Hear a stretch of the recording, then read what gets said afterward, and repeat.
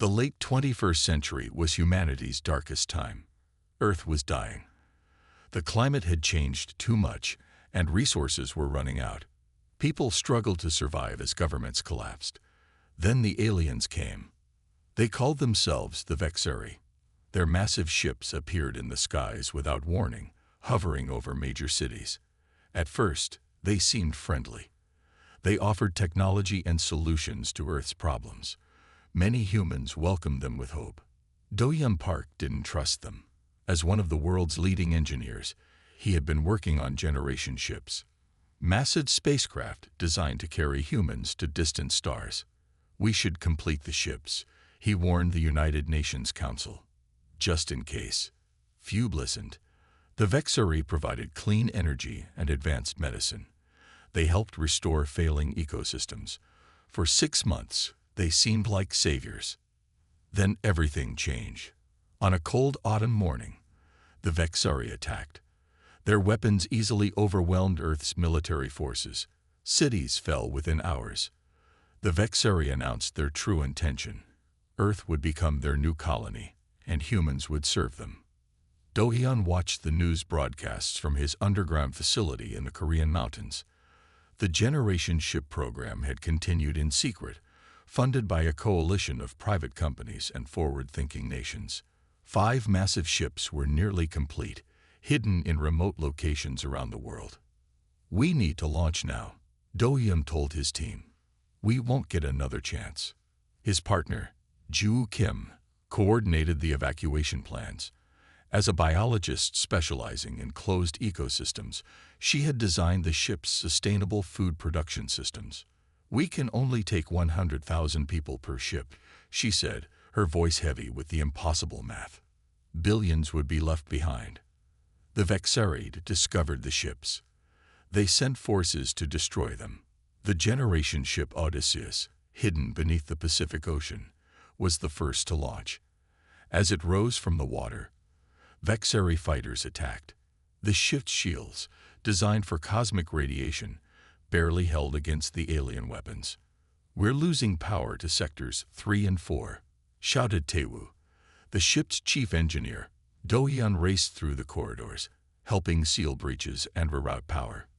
Joo worked to stabilize the damaged hydroponic systems that would feed the passengers during their long journey. The Odysseus escaped Earth's atmosphere with 19,000 people aboard, far fewer than planned. Reports came in that 2 other ships had been destroyed before launching. The remaining 2, Prometheus and Horizon, managed to break free from Earth's gravity well. From the observation deck, Do-hyun watched Earth grow smaller. Vexeri ships pursued them, but turned back after they passed Mars. The aliens seemed confident that the fragile human vessels wouldn't survive the journey between stars. They think we're going to die out here, Do-hyun said. Joo stood beside him, her hand on her slightly swollen belly. She was 4 months pregnant. Then we'll prove them wrong. Life aboard the Odysseus was hard. The ship had been designed for 5 times as many people, but damage from the escape meant many sections were uninhabitable. Food was strictly rationed. The water recycling systems constantly broke down. Depression and suicide became serious problems. Do-hyun established the Memory Keepers, people tasked with preserving knowledge of Earth and recording everything about the Vexeri invasion. One day we'll return, he told them. Our descendants need to know what happened and why. 6 months into the journey, Joo gave birth to their daughter, Yoonji, the first child born in interstellar space.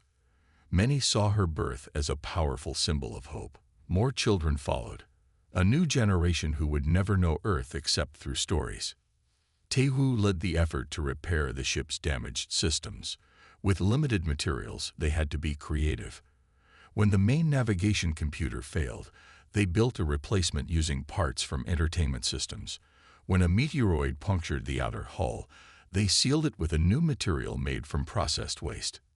Communication with the other ships became more difficult as they drifted apart, following slightly different courses to Ta Ceti, the nearest star with potentially habitable planets.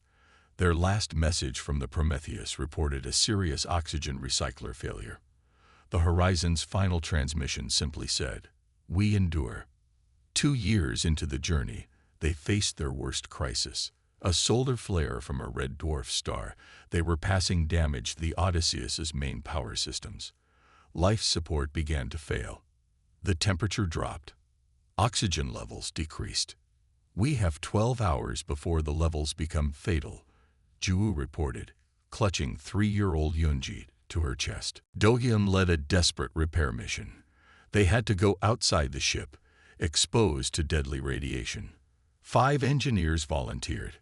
Working in the vacuum, they rerouted power through backup systems that hadn't been completed before the hasty launch.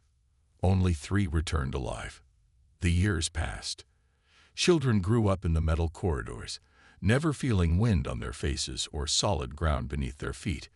They learned Earth's history, studied the Vexari, and trained for the day they might return. Do-hyun and Ju grew old watching over the community they had saved. They wouldn't live to see their new home. The journey would take generations. In the ship's 40th year, their long-range sensors detected a planet orbiting Ta Ceti that showed signs of being habitable. Excitement spread through the ship, but Do-hyun urged caution. "We need to be certain before we commit," he said. At 78, his once black hair had turned white, but his mind remained sharp. They sent a probe ahead. The data it sent back was promising. An atmosphere they could breathe with some help from filtration masks, gravity slightly stronger than Earth's, and liquid water oceans. There were simple life forms, nothing more complex than Earth's algae and basic multicellular organisms. Ju died before they reached the planet. Do-hyun held her hand as she passed, promising to make sure their grandchildren would establish a safe home. When the Odysseus finally reached orbit around the planet, they would name Nova Terra. Do-hyun was 86. He insisted on joining the first landing party. His daughter Yunji, now a scientist like her mother, helped him into an environmental suit. "Are you sure, Father?" she asked. "The gravity will be hard on you." "I need to touch it," he said simply. "For your mother, for Earth." The shuttle landed on a rocky beach beside a violet ocean. When the door opened, they smelled their first alien air, filled with unfamiliar scents. Do-hyun was the third to step onto the surface. His legs trembled under the stronger gravity, but he refused help. He knelt with difficulty and placed his hand on the ground, feeling the rough alien soil. From his pocket, he took a small container. Inside was a seed, one of the few earth plant specimens they had managed to preserve through the journey. With trembling fingers, he dug a small hole and planted it. "This is not the end," he told the gathered colonists. "This is just a beginning. We will build here, we will grow strong here, but we will never forget where we came from. 3,000 years from now, our descendants will return to Earth. They will free our people. They will reclaim our home." He looked up at the alien sky, imagining Earth's sun as just another distant star. "We promise." 300 years after landing on Nova Terra, humans had changed. The colony that began with less than 20,000 survivors had grown to over 5 million people spread across 3 continents. The higher gravity of their new world had made them stronger. The slightly higher oxygen levels had improved their endurance. Careful genetic adjustments had helped them adapt to the local environment. Taeyong Lee stood on the cliff overlooking New Seoul, the largest human settlement on Nova Terra. Unlike Earth's Seoul, destroyed by the Vexari centuries ago, this city was built with purpose and planning. The buildings curved with the landscape, and green spaces filled every district. Solar collectors gleamed on every roof, capturing the energy of Ta Ceti, their new sun. At 32 years old, Taeyong was younger than most ship captains, but his skills were exceptional. He had been chosen to command the Vengeance, the first true interstellar vessel built since the generation ships that brought humans to Nova Terra. Unlike those massive Orcs, the Vengeance was designed for speed and exploration. It would reach other stars within months, not decades. "Are you ready for tomorrow?" asked a voice behind him. Taeyong turned to see his younger brother, Shuno. Though they shared the same parents, they looked quite different. Shunho had been born with genetic adaptations that gave him enhanced night vision and improved lung capacity, useful traits for the survey teams that explored Novaterra's vast cave systems. "Ready as I'll ever be," Taeyong replied. Tomorrow, the Vengeance would depart on its maiden voyage. Its mission: to find other human colonies that might have escaped Earth. The Memory Keeper's records indicated that at least 2 other ships had successfully fled Earth's destruction. That night, at the traditional pre-launch ceremony, Taeyong stood before the memorial flame, a fire that had burned continuously since they landed on Novaterra. The colonists had kept it alive as a symbol of their connection to Earth. "We carry the flame of humanity's past," recited Elder Mayang, her voice strong despite her 90 years, "and the promise of humanity's future." As captain, Taeyong added a small piece of wood to the fire, then received a lantern containing a flame from the memorial. This would travel aboard the Vengeance, connecting their mission to their people's history. The launch the next morning was witnessed by thousands. The Vengeance rose into the sky on pillars of blue flame, the result of antimatter engines that would have seemed like magic to the original colonists. The ship's crew of 50 included the best scientists and soldiers Novaterra could offer. Among them was Minji Kang, the mission's diplomatic officer. Her specialty was understanding different cultures and finding common ground. If they encountered other human colonies or aliens, her skills would be essential. "First jump in 10 seconds, announced the navigation officer as they cleared Novaterra's atmosphere. Taeyong gripped his command chair. The jump drive was Novaterra's greatest technological achievement, a system that could briefly fold space, allowing the ship to travel vast distances instantly.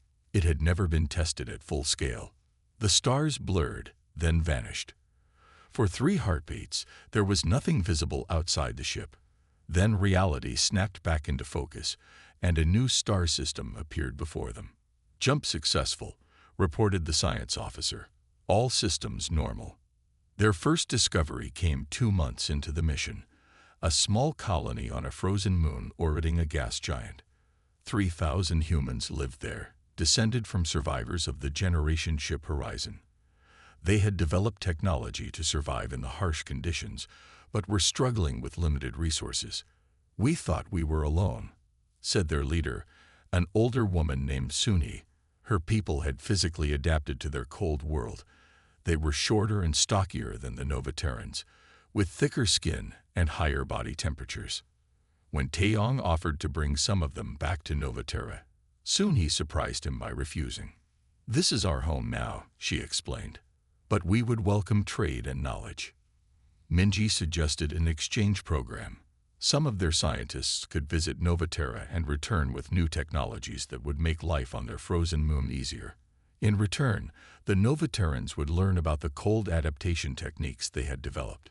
Their next discovery was more surprising: a thriving colony of over 10 million humans on a planet they called Meridian. These people had escaped Earth aboard a ship that wasn't in the Memory Keeper's records. Taeyong and Minji met with Meridian's leadership council in their capital city, a sprawling metropolis built inside a massive crater. The architecture was unlike anything on Novaterra, with buildings that seemed to flow like liquid frozen in time. "We've been waiting for others to find us," said Councillor Jinyoung. "Our founders always believed we weren't the only survivors." The Meridian colonists had taken a different approach to adaptation. Instead of adjusting their environment to suit human needs, they had adjusted themselves. Their genetic engineering was far more advanced than Novaterra's. Many had skin with a purple tint that protected them from Meridian's high ultraviolet radiation. Others had modified respiratory systems to filter the heavy metals in the planet's atmosphere. Most importantly, they had developed quantum computing far beyond what Novaterra had achieved. Their computers could solve problems that would take Novaterran systems centuries. "With your space travel technology and our computing power, we could accomplish amazing things," Jinyoung suggested. Minji recognized the opportunity immediately. "We could begin searching for Earth."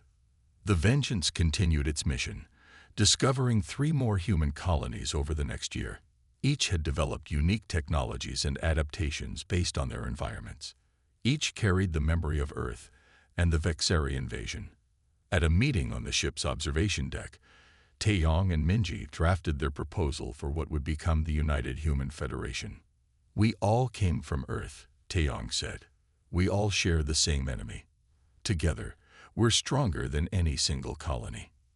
Minji added, "With Meridian's quantum computing, we could coordinate communications across dozens of star systems.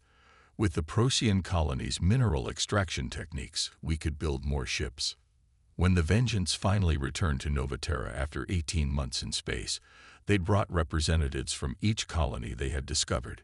In the Great Hall of New Sol, these representatives met with Novaterra's Leadership Council. Elder Mayang, now even more frail but still commanding respect, addressed the gathering. 300 years ago, we escaped Earth with nothing but hope. Today, we have found our lost brothers and sisters among the stars. Taeyong presented their findings and the proposal for federation. United, we can grow stronger. United, we can prepare. United, we can eventually return home. The debate lasted for days. Some feared that uniting would make them an easier target if the Vexari ever found them. Others worried about losing their colony's unique identity and independence. Minji's diplomatic skills proved invaluable. She helped craft agreements that respected each colony's autonomy while creating a framework for cooperation. On the final day, as the representatives prepared to vote on the formation of the Federation, a message arrived from one of Novaterra's deep space monitoring stations. They had detected signals from another human colony, one the Vengeance hadn't discovered. But these weren't friendly communications. They were distress calls.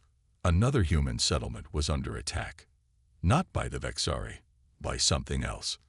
Taeyong looked at the gathered representatives. "This is why we need to unite. There are other threats in the galaxy. If we stand alone, we may fall alone." The vote was unanimous.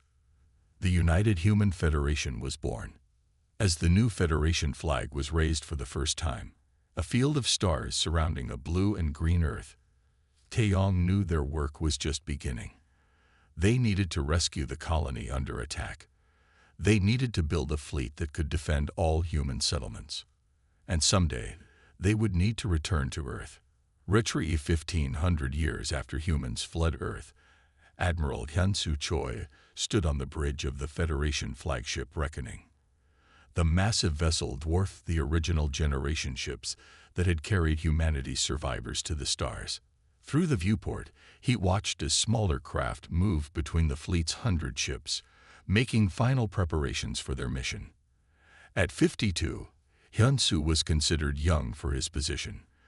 The genetic improvements and advanced medicine developed over the centuries had extended human lifespans well beyond what their ancestors could have imagined. Many Federation citizens lived productive lives well into their 2nd century. "Admiral, all ships report ready for jump," said Lieutenant Dayo, the communications officer. Hyun-Soo nodded. "Proceed with the countdown." This would be the largest coordinated jump in the Federation's history, 100 warships moving instantly across 50 light years. It was a demonstration of power and a test of their newest technology. The United Human Federation now spanned 27 star systems and included over 30 billion people. From the original colonies discovered by Captain Taeyong Lee's mission centuries ago, humanity had expanded, adapted, and evolved. Each new settlement brought unique characteristics to the Federation. The people of the desert world Cephus had skin that could filter toxins. The orbital colonies of Procyon had mastered artificial gravity and energy generation. The underwater cities of Aquila had developed biotech that allowed humans to breathe in liquid environments. Most importantly, humanity had advanced its technology far beyond what they possessed on Earth. Their ships could fold space for nearly instantaneous travel between stars. Their weapons could harness the power of artificial singularities. Their communication networks operated through quantum entanglement, allowing real-time conversations across vast distances. Jump in 3, 2, 1. The stars blurred, then shifted. When they reappeared, the fleet had arrived at their destination, the outer edge of a star system being colonized by the newest Federation member world. "Jump successful," reported the navigation officer. "All ships accounted for." Hyunsu allowed himself a small smile. The test had worked perfectly. After dismissing his bridge crew for a short break, he retired to his private quarters where Commander Sumin Yum was waiting with reports. Sumin was Hyunsu's protege, brilliant, driven, and completely dedicated to the Federation's ultimate goal. At 35, she had already distinguished herself as both a tactical genius and a gifted scientist. "The jump data is impressive," she said, displaying charts on the room's holographic projector. Energy consumption was 12% lower than predicted. "Good," Hansu replied. "That means we can extend our operational range." Sumin nodded, then hesitated before pulling up another file. "I've completed the initial proposal for Operation Remembrance." Hyunsu studied the younger officer. Like many Federation citizens, Sumin had grown up with stories of Earth. The Memory Keepers had preserved humanity's history through oral tradition, art, and detailed records. Every child learned about the blue oceans, green forests, and the tragedy of the Vexeri invasion. But Sumin's connection ran deeper. Her family traced their lineage directly to Yunji Park, the first child born in space after the Exodus.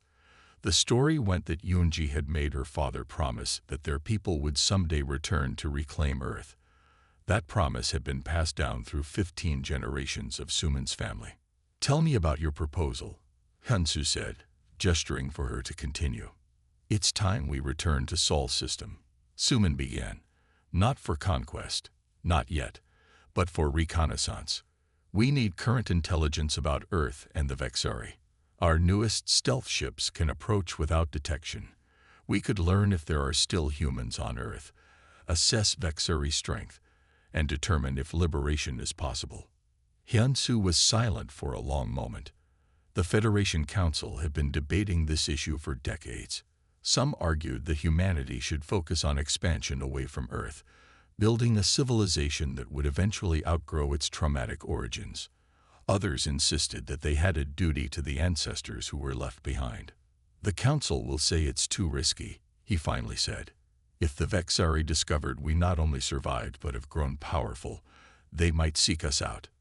"With respect, Admiral, that risk exists whether we go or not," Sumin replied. "Sooner or later, the Vexari will expand beyond Sol. When they do, wouldn't it be better if we knew their capabilities? And if there are still humans on Earth?" She didn't need to finish the thought. If humans still survived on Earth after 3 millennia of Vexari rule, the Federation had a moral obligation to help them. 3 months later, Hyunsu presented Sumin's revised plan to the Federation Council. The debate was heated, with representatives from the older colonies generally supporting the mission, while newer settlements expressed concerns about provoking a war before they were fully prepared. "We have been preparing for 3,000 years, argued Councillor Minsu from Novaterra, the original colony. "Our ancestors did not escape Earth so that we could forget it. They escaped so that humanity would survive, grow strong, and one day return." In the end, the Council approved a modified version of Operation Remembrance. 3 stealth vessels would be sent to Sol's system. Their mission would be strictly observation and intelligence gathering. No contact would be attempted with any humans who might still exist on Earth. Sumin volunteered to lead the mission personally, but Hyunsu denied her request. "You're too valuable to the next phase," he told her. "If this reconnaissance succeeds, we'll need you to plan the full operation." The 3 stealth ships departed without ceremony. Using a series of small jumps to avoid detection, they took 6 months to reach the outer edge of Sol's system. There, they activated their advanced cloaking technology and began moving slowly toward Earth. What they discovered shocked everyone. The Vexeri civilization appeared to be in decline. Where historical records described a thriving alien empire with massive orbital structures and constant space traffic, they found aging space stations and infrequent ship movements. Solar collectors that once enveloped Mercury were half dismantled. The moon bases showed signs of abandonment, and Earth itself was a shadow of the paradise it had once been. Much of the planet appeared gray from orbit, its forests gone, its oceans darker. But there were signs of recovery in some regions, patches of green where nature was slowly reclaiming territory. Most surprising was the discovery of human settlements, not just survival camps or slave labor centers, but actual cities, built in hidden valleys and remote islands.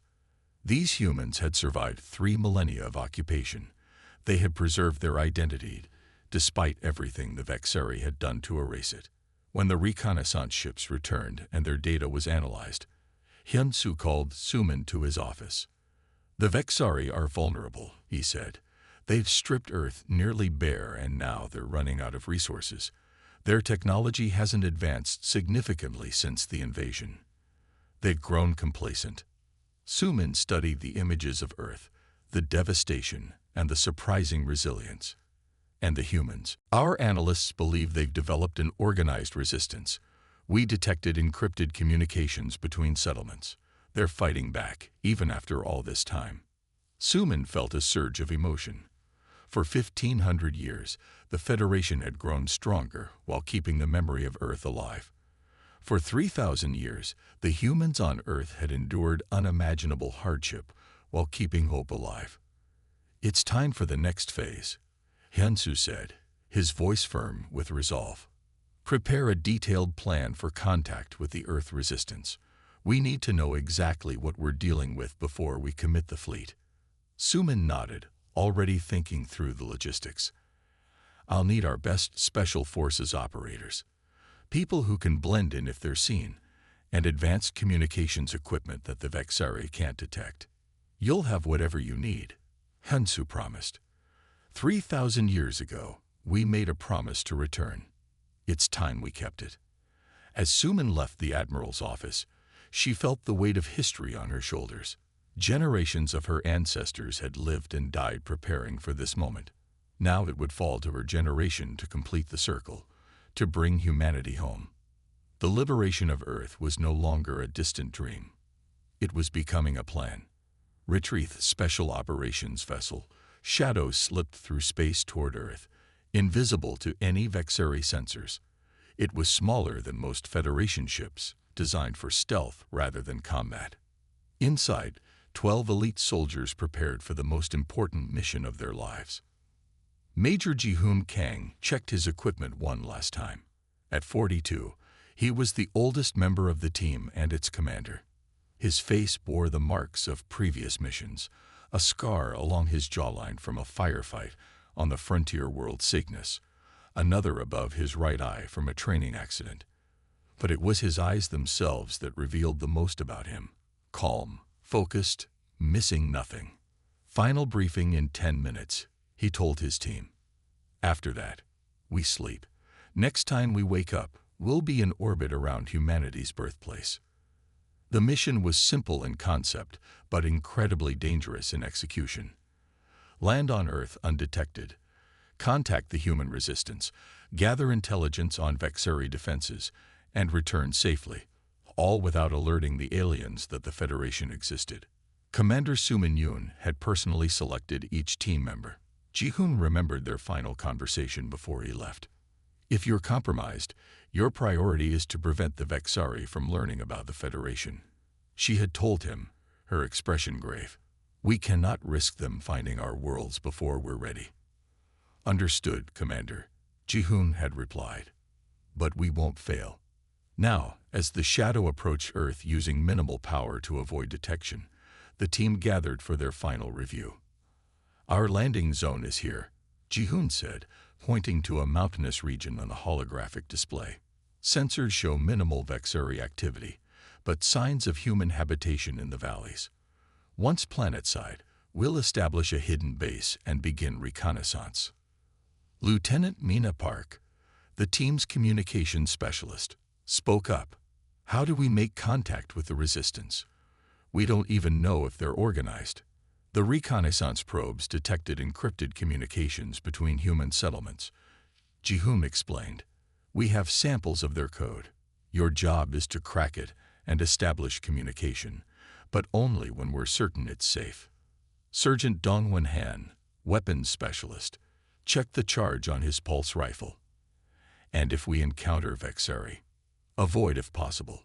Eliminate if necessary, but only if they've seen us and could report back. We're not here to start a war. Not yet. After entering Earth orbit, the team boarded a smaller craft for atmospheric entry. Their landing craft used advanced heat dispersal technology to minimize its thermal signature during descent. Even so, the ride was rough as they pushed through Earth's atmosphere. "This air is thicker than the simulation suggested," muttered the pilot, Lieutenant Jaho Kim, as he fought to maintain control. They landed at night in a dense forest. As the team stepped onto Earth's soil for the first time, a strange feeling swept through them, a connection to this planet that none had experienced before. The air smelled different from any world they knew, rich with organic compounds unique to Earth. "Spread out.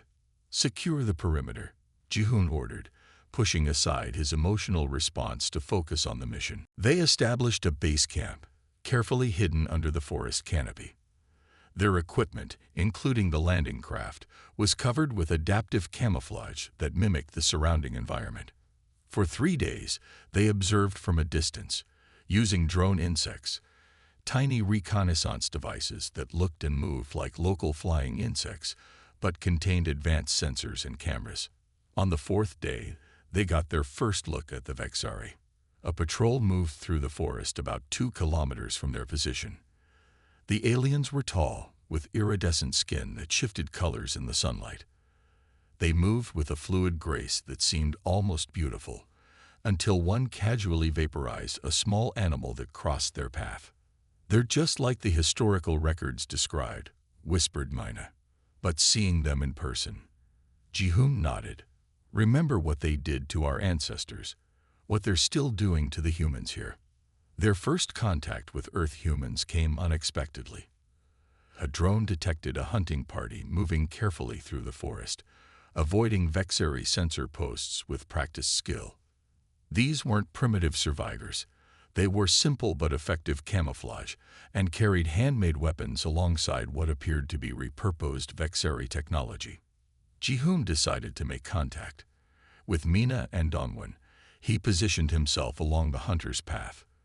When the Earth humans approached, Ji-hoon stepped into view with his hands raised. The reaction was immediate. The hunters dropped into defensive positions, weapons raised. "We're human," Ji-hoon said clearly, using the ancient language their linguists had reconstructed from historical records. "Friends." The hunter in front, a woman with dark hair streaked with gray, narrowed her eyes. "You look human, but your clothes are wrong. Your accent is wrong." She gestured with her weapon. "Who are you?" "We come from far away," Ji-hoon said carefully. "Very far away. We are looking for people who fight against the Vexari." The woman studied them for a long moment. Then she made a series of hand signals to her companions. 2 disappeared into the forest while the others kept their weapons trained on Ji-hoon's team. "If you're human, you'll come with us," the woman said. "If you're not, you'll never leave these woods." They were taken to an underground settlement hidden beneath what appeared to be ruins. The entrance was concealed by holographic technology that must have been stolen from the Vexari. Inside, hundreds of people lived in a network of tunnels and chambers, illuminated by bioluminescent plants and salvaged power sources. The hunters brought them to a central chamber where an older woman waited. She sat in a chair carved from wood, her posture straight despite her advanced age. Around her neck hung a metal pendant shaped like Earth as seen from space. "I am Yunme," she said, "leader of the Northern Resistance. Now tell me who you really are. No lies." Ji-hoon considered his options. His orders were to be cautious, to reveal only what was necessary. But looking at these people, humans who had survived millennia of oppression, he made a decision. "We are from the stars," he said, "descendants of those who escaped Earth when the Vexari came. We have returned to see if Earth can be liberated." A murmur ran through the chamber. Yunha's expression remained neutral, but her eyes widened slightly. "The Sky People," she said softly. "The ancestors spoke of you. They said some escaped and would return one day." She stood and approached Jihoon, studying his face. "For 3,000 years, we've kept the old stories alive. Stories of Earth before the Vexari. Stories of ships that fled to the stars. Most think they're just myths to give people hope, but I always believed." Over the next weeks, Jihoon's team learned the true situation on Earth. The Vexari had nearly stripped the planet of its resources. Their once mighty civilization was in decline. Many of their outposts were automated now as their numbers had decreased. The human resistance had grown stronger as the Vexari weakened. They had cells on every continent, communicating through codes and hidden networks. They had preserved knowledge from before the invasion, passing it down through generations. "We have waited for so long," Yunha told Jihoon, as she showed him their archives, books and digital records hidden from the Vexari. "Some wanted to give up hope, but we kept the promise alive." Jihoon was deeply moved. What promise? That humanity would endure, that one day we would be free again. When it came time for the team to return to their ship, Jihoon gave Yunha a quantum communicator, a device small enough to hide in her palm, but powerful enough to reach the Federation fleet waiting at the edge of the solar system. "Keep this hidden," he told her. "When it activates, you'll know we've returned. And next time, we won't come alone." As the shadow broke orbit and began its journey home, Jihoon recorded his report for Commander Suman. "The Earth resistance is strong and organized," he said. "The Vexari are vulnerable. And most importantly, our people never forgot who they are. They'd been waiting for us for 3,000 years. He paused, thinking of Yunha and her people, fighting against impossible odds for generations, keeping hope alive. "It's time to fulfill our oldest promise. It's time to go home." Retrieve, a Liberation fleet gathered at the edge of Sol system, hidden behind the orbit of Pluto. 500 warships, the largest military force humanity had ever assembled. Each vessel represented the pinnacle of human achievement, the culmination of 3,000 years of technological advancement and purpose. Admiral Hyunsu Choi stood on the bridge of the flagship Reckoning, looking at the tactical display showing their formation. Nearby, Commander Suman checked the final preparations for the assault.